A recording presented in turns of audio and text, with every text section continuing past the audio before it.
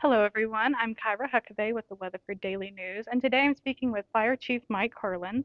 So, the 4th of July is coming up on Thursday, and a lot of people will be out popping fireworks. So, can you tell us a little bit about the laws for where you can or cannot pop fireworks? Sure. So within the city limits, it's actually against city ordinance to possess or to shoot fireworks within the city limits. So we really just ask the citizens to be super cautious. Don't be firing your fireworks in the city limits. Like I said, it's a violation of ordinance, but it's a safety thing. With all the houses, fences, and everything, it's just a matter of time before we have a fireworks related incident within the city. And every year on the 4th of July, we see tons of them across the city, and it's really tough to police. But we have the police department, we have firefighters that are out. We try to watch that. We try to talk to people and educate them, about that. But again, within the city limits, illegal to do it.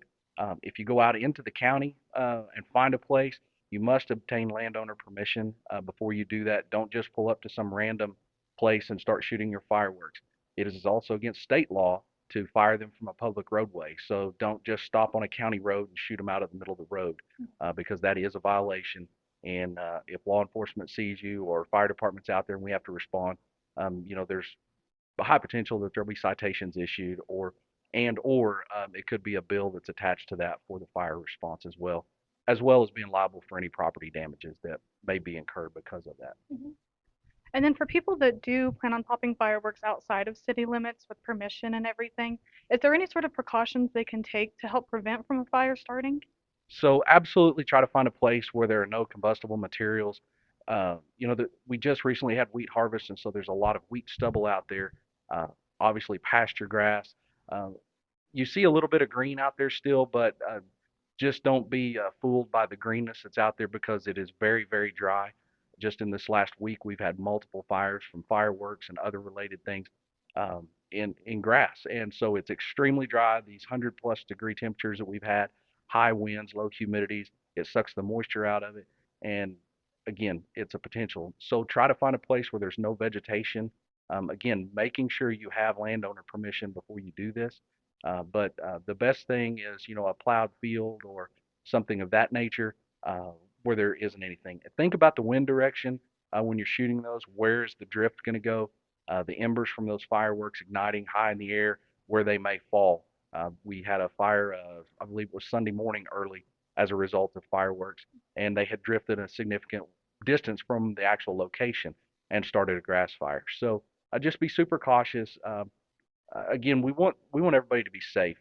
And then, I mean, in the event that a fire does start, is there anything people can do to kind of help extinguish it before you guys get there, or is it just kind of best to wait for you guys? One of the things is we want everybody to obviously be cautious and don't put themselves in jeopardy. But the biggest thing is contacting 911 immediately so that we can get on the way to shorten that response. Many times people will try to fight these fires before they call. They extend that time of us getting notified. Next thing you know, the fires are growing and it makes a much larger event. And so contacting 911 just immediately upon that fire starting, get us started. If they happen to get it out before we get there, that's great. But again, we want everybody to be cautious. Don't put themselves in jeopardy of trying to extinguish a fire. Absolutely. Then is there anything else you'd like to add that maybe I forgot to ask you? No, I think we've covered it. But Okay. again, we just want everybody to go out and have a great time. We want to enjoy this, Independence Day, and uh, again, celebrating our nation. Mhm. We want this to be a great time, and we just don't want anybody to get hurt and turn into a bad day. So go enjoy yourselves. Be super cautious, and happy 4th of July to everyone. Awesome. Well, thank you so much for speaking with me, and we hope you all have a happy and safe 4th of July.